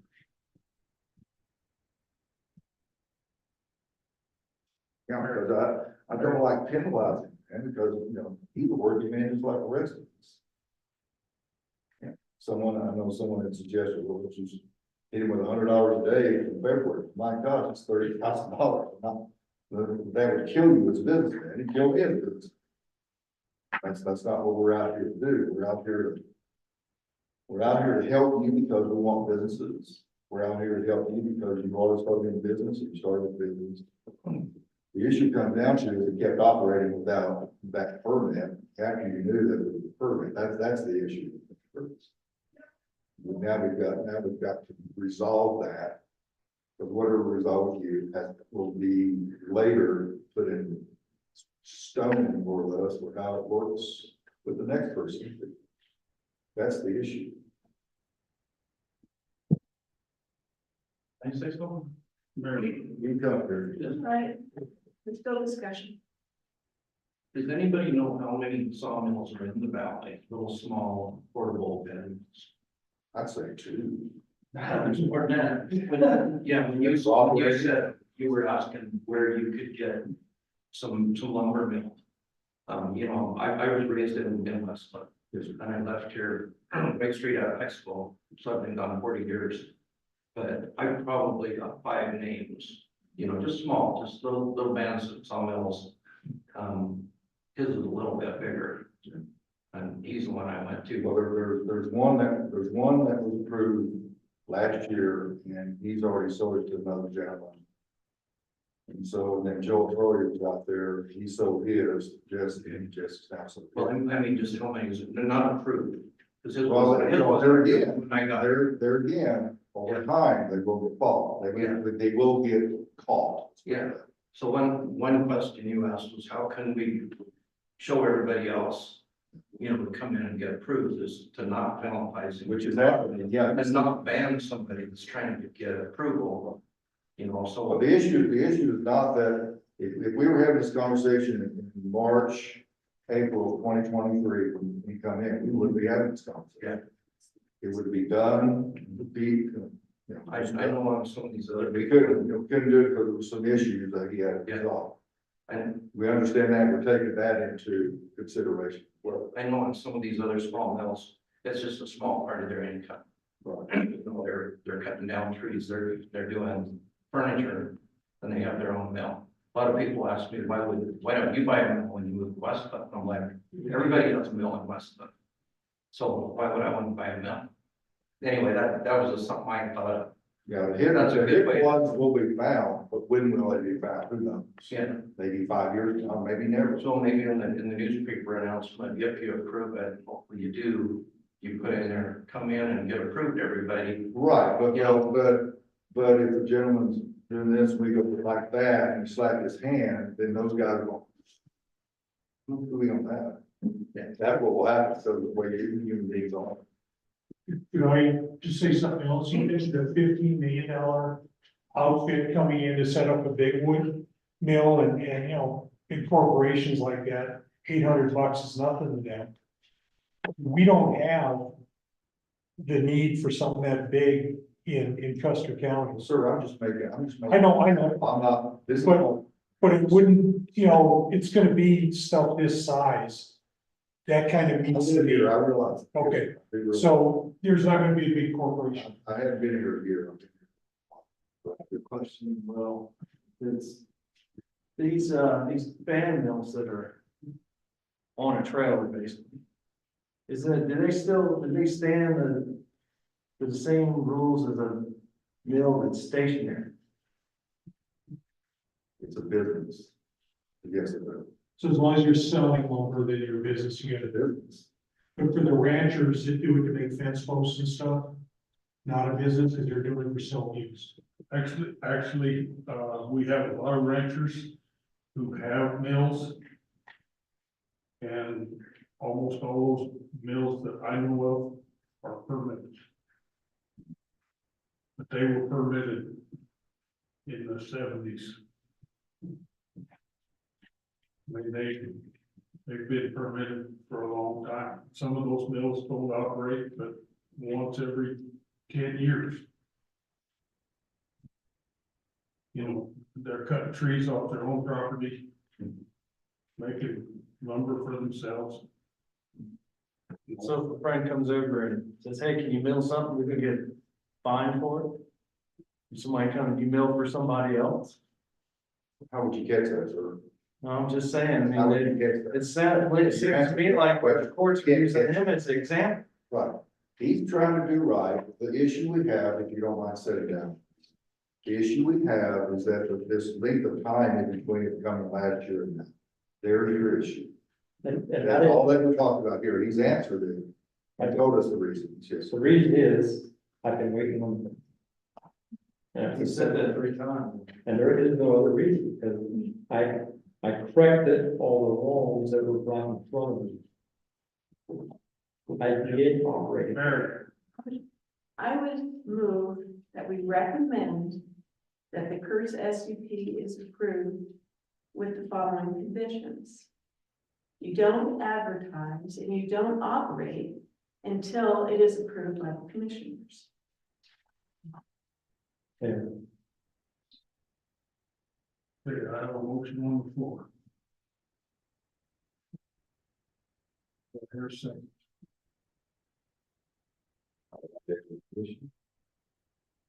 Yes, the condition is that due to the neighbor who's looking at that there's a possibility of them closing that. Would you be opposed to Enclosing that? what?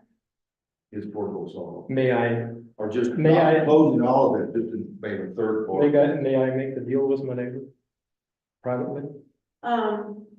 If you want to do that, I would recommend that you work out whatever you do, and let's meet again at the next meeting next month. And, do the presentation of what you've worked out. Now that was really done the 30 days off. but- And you need to not operate in that 30 days. Or advertise. Is that agreeable? Yes.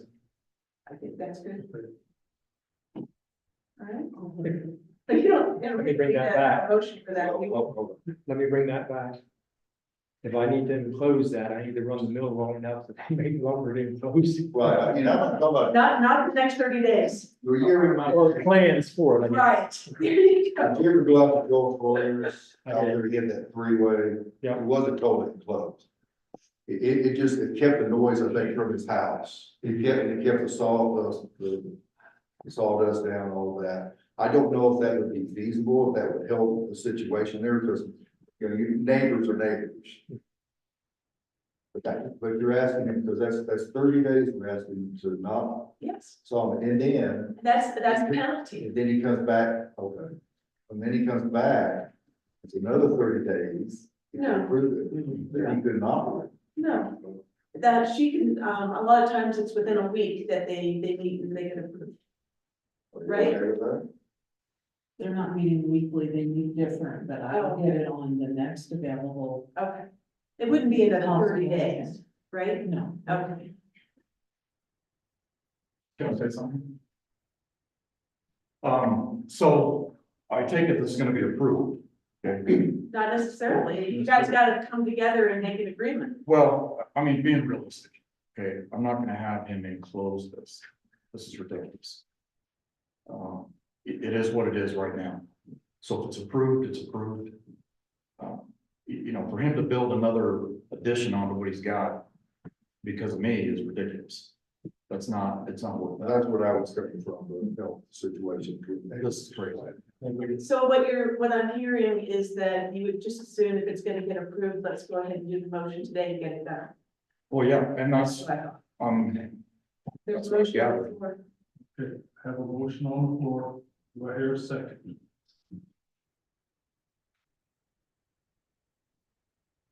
I'll second it.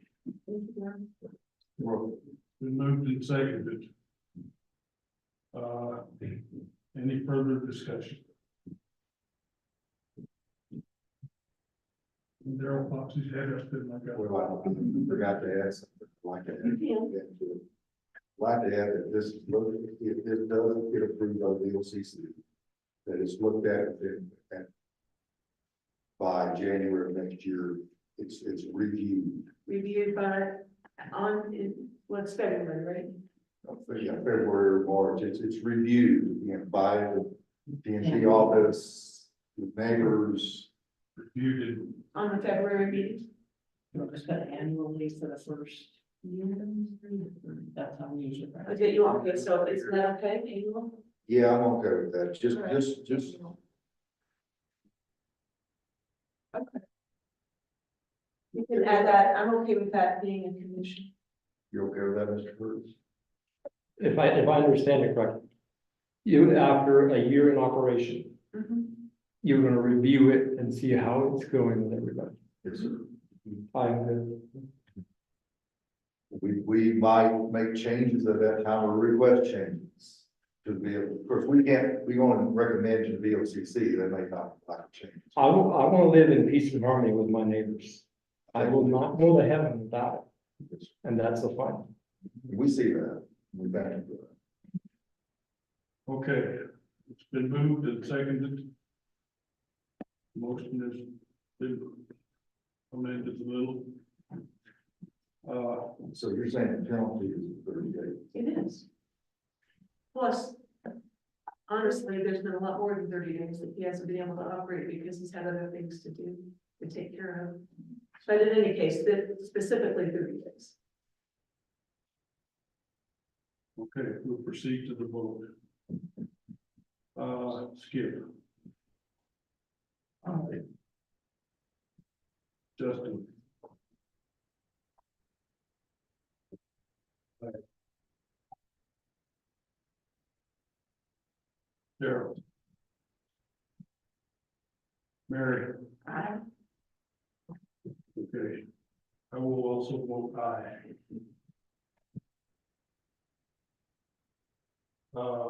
Reasons. Justin. Ultimately, I chose I, because he does have the, contract with the state or the NRCS. And, the sawmill is a clean operation. I hesitated because of the fact that he operated it without a permit when he knew he should have. But ultimately, I think the benefits are outweighed. Harold, The same, agree with the same thing. I'm a little concerned that there's no fines going with it. But he's a small businessman, and that's very difficult to do. Mary, I've seen it and it is very clean. I think the location is excellent for it. The road right now is in good condition. And it's a benefit to our community. Skip, I've seen it. I agreed with it, but I say this year, like, something was not right by working with the operator. And I think the community does with it. okay, I also voted aye, and I have the same reservations that everybody else did. And I have actually no remedy for it. I mean, the sawmill is a needed service in our community. Grant that, I just have reservations about the way it was done. Okay, so we're gonna recommend to the commissioners this sawmill be approved. And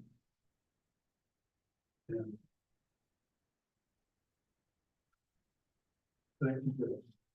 Thank all of you guys for. Thank you very much. Goodbye.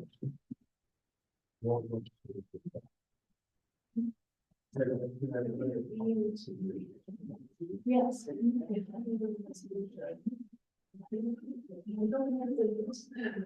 Something in there to do.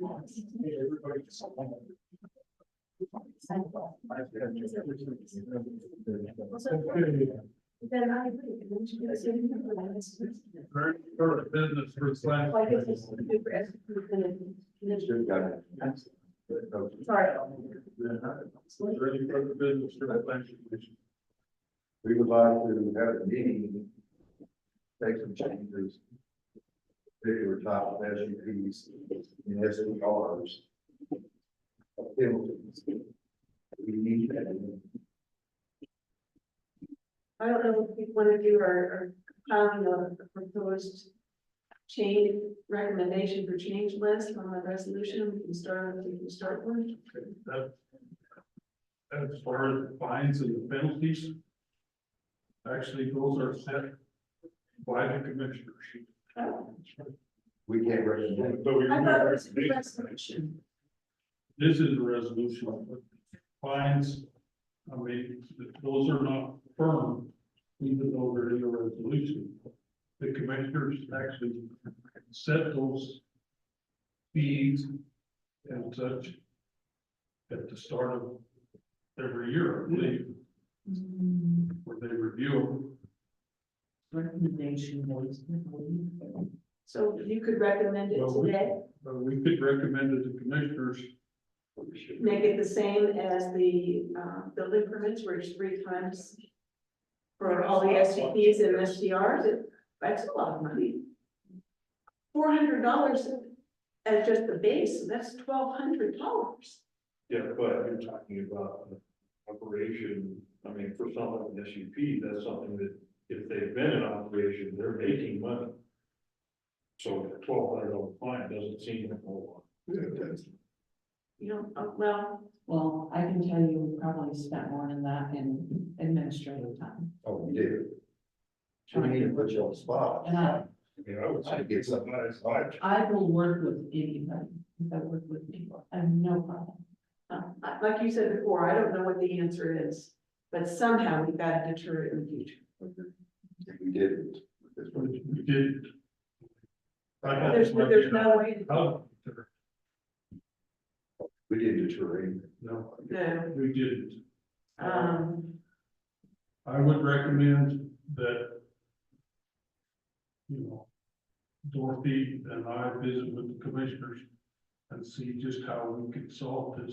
They need to remember, since we did this, they need to. They, Just say what see what they come up with. they want. They Oh, come on.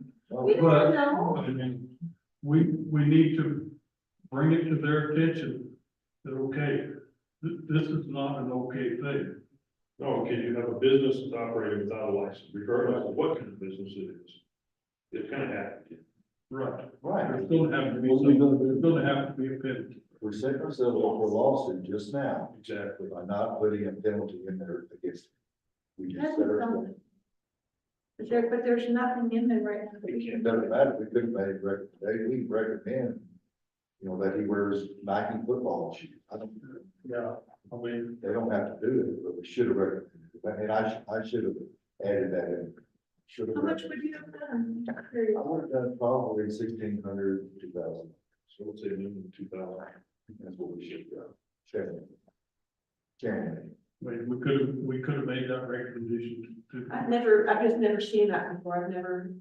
So, Well, what is it, was it in our discussion we talked about, or is it in there? I think it's in the resolution right now, that if you started an operation, you would have to cease operation for a year. Yeah. Never. We talked about it, but we didn't do it. You didn't drop somebody or in the breeze with the pretzel. Be good at that one. You know what?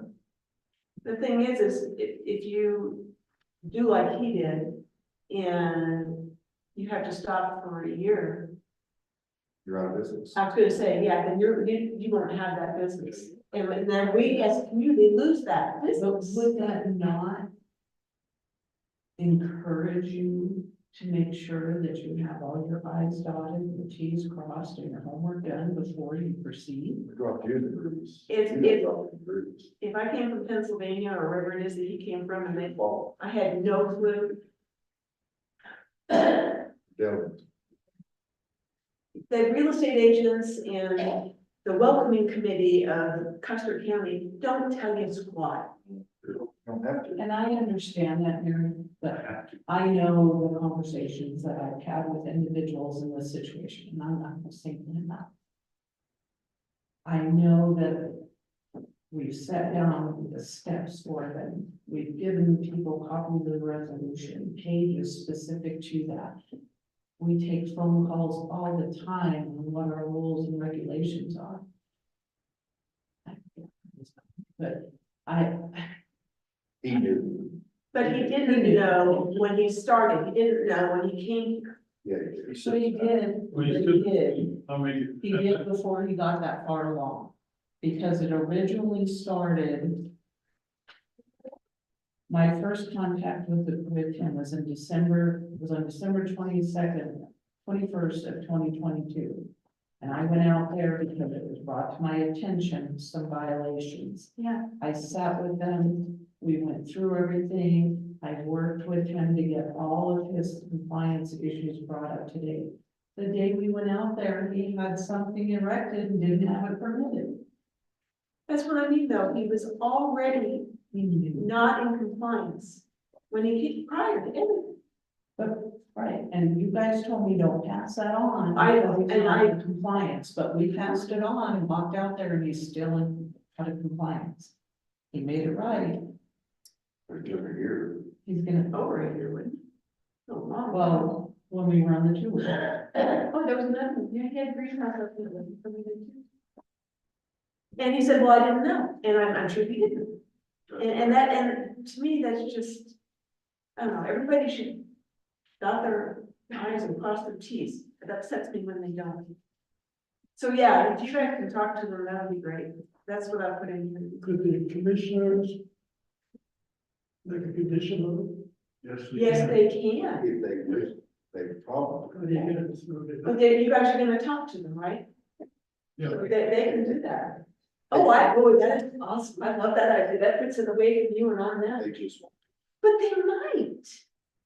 Like, do it, present it, hope they do. So we did.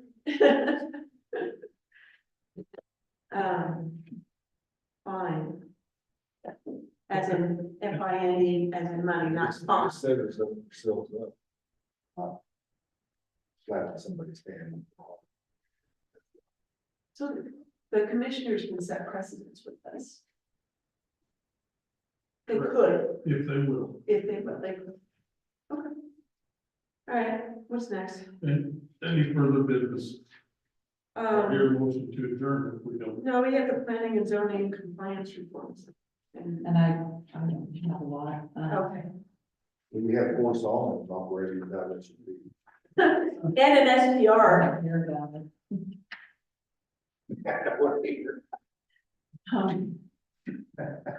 You got me all, you threw me off. Okay.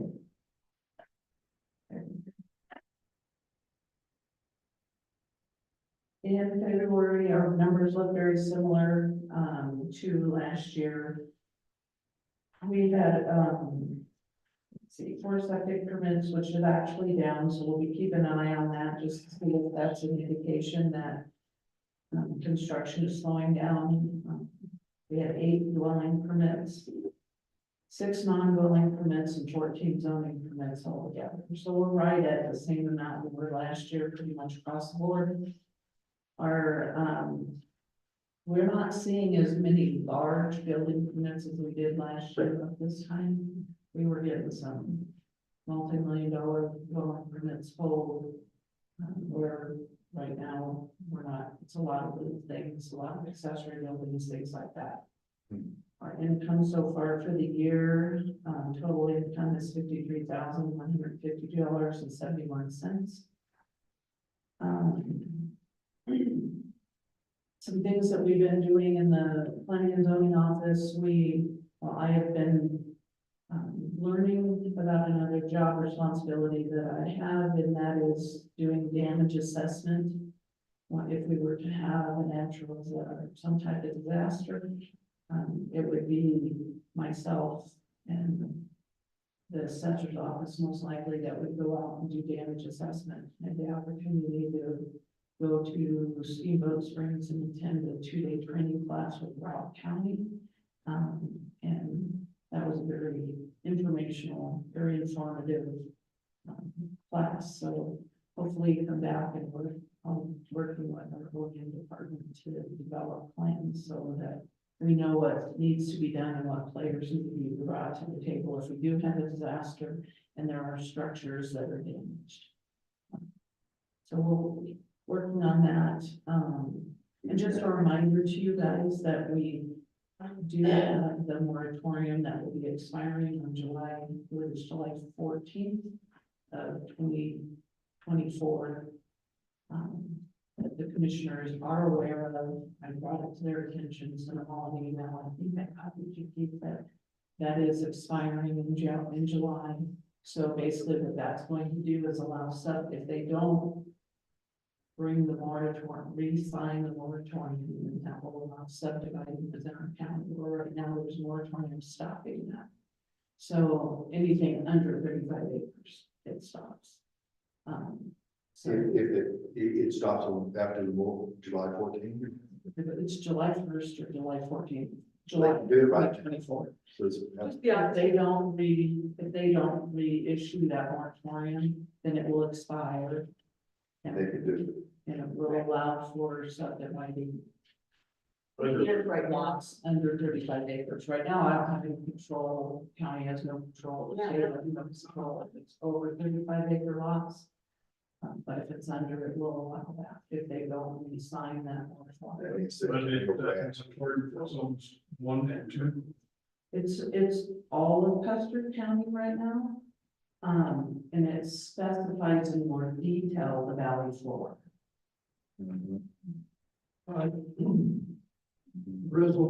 Creation, resolution of 1909, And I think there's another one as well. creation of a plan unit for all that portion of Custer County, running west of Colorado, Highway 69.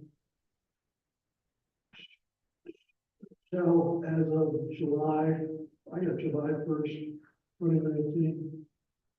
Shall, will no longer be allowed. So that's what it is. And it expired, that was for 5 years. So That was PUDs.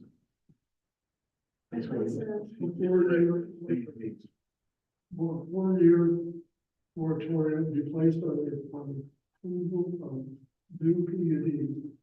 And it's also effective July 1.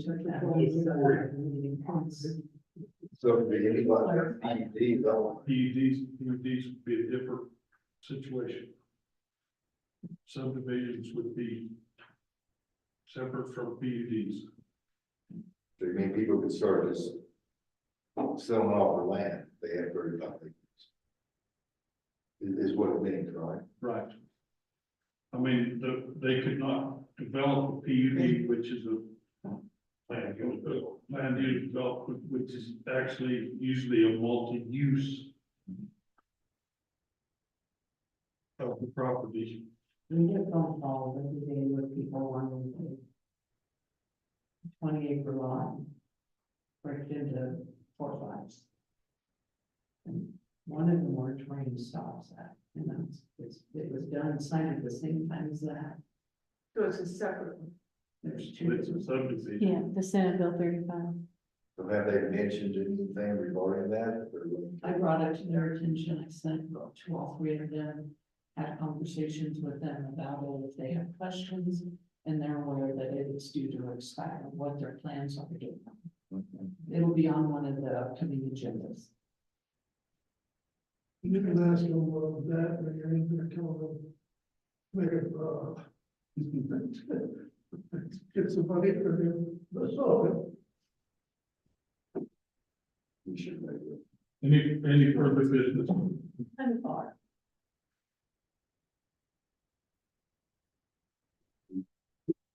Down. I don't think it's. It is. Do I hear a motion to adjourn? Yes. Yes, yes. Do I hear a second? Yes. Been moved and seconded that we adjourn.